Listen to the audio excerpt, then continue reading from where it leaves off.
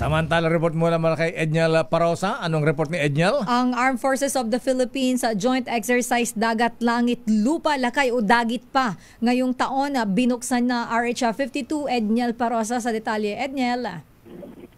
Official na binuksan, Lakay at Sister L ng Sandatahang Lakas sa Pilipinas itong ikasyam na edisyon na exercise Dagat Langit at Lupa o Dagit pa.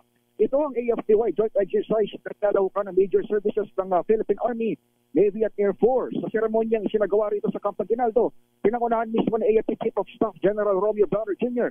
ang pagladlad ng exercise flag utyap ng pag-arangkada ng military drills hanggang sa November 14. Aabot sa 2,000 tauhan ng hukbong katihan, hukbong dagat at hukbong panginpatuwid ang sasabak sa Dagit pa. Pero maliban sa militar, may mga contingent din ng Philippine Coast Guard at Philippine National Police sa naturang pagsasanay. Isasagawa ito sa mga area ng Western Command at Northern Luzon Command, mga military unit na nakasasakop sa West Philippine Sea. Sa kanyang talumpati, pinaalala ni General Browner sa mga sundalo na ang Pilipinas ay nasa gitna na ng giyera, pero hindi ito tigmaan sa pamamagitan ng bala, kundi laban sa tinawag ng disinformation, coercion at encroachment sa exclusive economic zone ng bansa. Pakinggan natin ang AFP. I want us to have that mindset.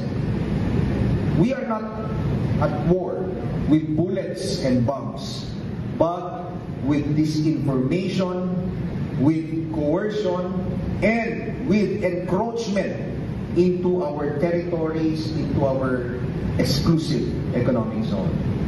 Through this exercise, we demonstrate that the AFP never yields.